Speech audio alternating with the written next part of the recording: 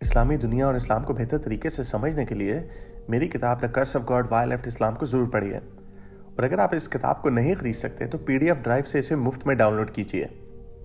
इस तरह की मज़ीद वीडियोस को देखते रहने के लिए पाकिस्तानी मुल्हिद को ज़रूर सब्सक्राइब कीजिए और घंटी के बटन को ज़रूर दबाएं।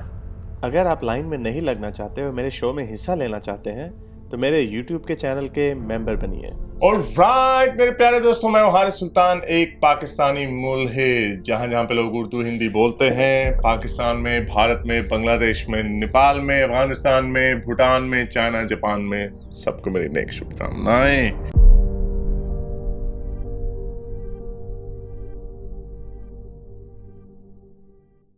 कुछ बातें फिर से हमेशा की तरह करनी है। सबसे पहले जो एक बॉलीवुड के एक्टर थे सुशांत सिंह, उन्होंने सुसाइड किया, डिप्रेशन था उन्हें। मुझे ज़्यादा नहीं पता उनकी क्या सिचुएशन थी, जो कि रेलेवेंट है क्योंकि जिन लोगों को पता है कि डिप्रेशन क्या चीज़ होती है वो इसको बड़ा सीरियस इशू समझते हैं। जो ये गोरों के मुल्क है, यहाँ पे तो जो एंटी सुसाइड लाइन्स होती हैं और बड़ी हेल्प करने की कोशिश की जाती है कि किसी भी तरह अगर कोई डिप्रेशन में है तो उसकी हेल्प की जाए। फॉर एग्जांपल, यहाँ पे एक ऑस्ट्रेलिया में एक कैंपेन चली थी कि अगर कोई, आप बस ऐसे ही पूछ लो, अगर कोई सैड भी है, कोई भी वजह हो सकती है, तो आप उससे पूछें आर यू ओके, विदाउट इसके कि हम उसमें ज़्यादा इन्वेड करें उनकी प्राइवेसी में। तो जो उनकी सुसाइड हुई, बड़ा अफसोसनाक वाकया हुआ। अब लोग तरह तरह की कंस्पिरेसी थ्योरियां बना रहे हैं, पता नहीं कोई सलमान खान को कह रहा है, करण जौहर को, ये वो, मुझे नहीं पता। लेकिन जब कोई अनफॉर्चुनेटली सुसाइड करता है तो बड़ी उसके पीछे वजूहात होती हैं डिप्रेशन की। लेकिन जो सबसे अफसोस की जो चीज़ थी वो ये थी कि किस तरह हमारे वही जो पाकिस्तान के जो ट्रोल हैं, इनको पता नहीं शर्म ही नहीं आती कि ये क्या हरकतें करते हैं। कंपैरिजन में, उससे आगे मैं जाने से पहले ये बताऊं कि हमारे अपने पाकिस्तान के आइकॉन तारिक अजीज, वो भी कल इस दुनिया से चल बसे।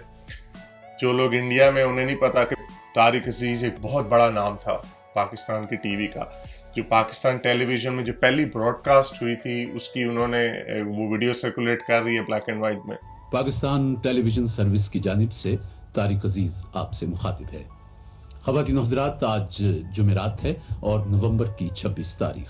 तो बच्चों, आज हम आपको बता रहे हैं कि हवाई जहाज कैसे बनाया जा सकता है। इस प्रोग्राम का उन्वान है हवाई जहाज खुद बनाओ। इसके बाद बच्चे कार्टून देखेंगे। अभी तक तो बच्चों आपने कार्टून किताबों में या अखबारों में देखे थे, लेकिन आज हम आपको चलते फिरते कार्टून दिखाएंगे, जरूर देखना। उसमें उन्होंने बताया, बड़ी प्यारी बात है उसके अंदर थी कि बच्चों, आप तो सिर्फ कार्टूनों को पेपर पे आज तक देखते थे, आप आज उनको आप एनिमेशन में देखेंगे। उन्होंने बच्चों को कहा कि जरूर देखिएगा। खैर, ये मेरे पैदा होने से पहले की बात है, मेरे ख्याल 1964 की बात है शायद। ये बहुत बड़ा नाम था। उसके बाद फिर 80s में, 70s में, फिर मेरा ख्याल 90s में भी उन्होंने कम बैक किया। नीलाम घर एक शो होता था, एक सवाल पे इलेक्ट्रा, देखती आंखों सुनते कानों, सबको तारिक अजीज का सलाम। तो वो भी हमारी बड़ी यादें वाबस्ता थी उनसे। बचपन में हमने देखा, उनकी आवाज़ में क्या मधुरता थी, बड़ी प्यारी उर्दू बोला करते थे। और मैं यही सोच रहा था कि हमारे जिन लोगों ने, जो हमसे पिछली जनरेशन थी, उन्होंने कितनी शाइस्ता तरीके से, कभी उनके मुंह से आपको गाली टीवी पे नहीं, जाती जिंदगी में जो भी कोई करता हो, लेकिन कभी आपको उनकी टीवी पे उन्होंने कभी तू तबाड़ भी नहीं किसी के साथ की थी। तो एक वो लोग थे, रोल मॉडल्स थे, और उनका नतीजा ये जनरेशन कैसे निकल आई। वो जिस तरह के वो हैं, ये उस्ताद और ये चाचे गेमर और इस तरह के बेतहाशा आपको यूट्यूबर्स मिलेंगे जो लोगों की माओ बहनों की गालियां दे रहे होते हैं टीवी पे बैठ के, अपनी स्क्रीन पे बैठ के। तो जो तारिक अजीज जैसे लोग थे, मुस्तनसर हुसैन ताड़ड़ जैसे लोग थे, जिन लोगों ने हम लोगों को बड़ा किया, उनसे हमने क्या सीखा। और अब ये जो नई एक पौध है, जो मेरे से भी अगली पौध है, जो ये सुशांत सिंह के फोटोज आग में जलता हुआ दिखा रहे हैं और कह रहे हैं वो वहां से उसने हेलो हाय कर रहा है, वहां पे ऋषि कपूर की तस्वीरें लगा दी हैं। बड़े चला के इरफान खान की नहीं लगाई क्योंकि उनमें सलमान था, तो उसको भी बीच में डाल दिया। ये क्या कर रहे हैं ये लोग? इनको बिल्कुल भी शर्म भी नहीं आती। और फिर कुरान की वायर लगा देते हैं। और वो सही बात है, काफिरों के लिए मगफरत की दुआ ना मांगो। इस्लाम में देखो रूल्स भी कैसे उल्टे सीधी नसीहतें दी में। भाई, जो काफिर है उसको यकीन ही नहीं है तुम्हारी मगफरत की दुआ से उन्हें कोई फर्क नहीं पड़ेगा।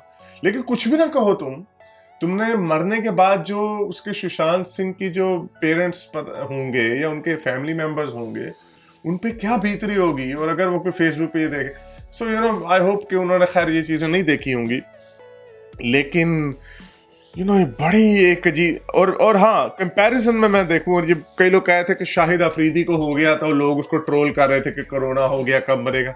शाहिद अफरीदी अभी मरा तो नहीं है ना। जब अगर मर जाता तो फिर आप देखते हैं अभी तारिक अजीज का जिस तरह मरे, मेरे फेसबुक पे मुझे लोग अक्सर कहते हैं आपके तो इंडियन फॉलोअर्स है। एक बंदे ने लाफ का रिएक्शन नहीं दिया तारिक अजीज के ऊपर, लेकिन अगर मैं सुशांत सिंह का डाल देता, मैंने डाला खैर, लेकिन बाकी लोगों ने जो किया, जो क्योंकि मेरे तो फेसबुक में उस तरह के क्राउड नहीं है मेरा, मैं तो उनको ब्लॉक कर देता हूँ क्योंकि इस तरह की चवले मारे। मैंने सुशांत सिंह के ऊपर भी पोस्ट डाली थी, वो लोग ये इस तरह की ट्रोलिंग कर रहे हैं। अजीब, इनको है ही नहीं, बिल्कुल एहसास ही नहीं क्या चवले मार रहे हैं। तो बहरहाल वो जो कुरान की जो आयत है वो सही आयत है, उसका वाकया असल में ये लोग अब जो मॉडर्न मुसलमान है वो फंस जाते हैं, वो उसको तोड़ मरोड़ के बना रहे हैं। वो तोड़ मरोड़ के ये बताते हैं जनाब के नहीं ये इसका मतलब ये नहीं है। गांधी साहब की मैं देख रहा था, उन्होंने भी तोड़ मरोड़ के कोई मतलब निकाला हुआ, हालांकि उसके पीछे एक वजह है जो हमें तफसीरों में मिलती है कि एक दफा हजरत मोहम्मद वालदा की कब्र से, बीबी आमना की कब्र से गुजर रहे थे, तो वो रोने लग गए। माँ थी उनकी, जारी बात उन्हें याद आई होंगी या जो भी है,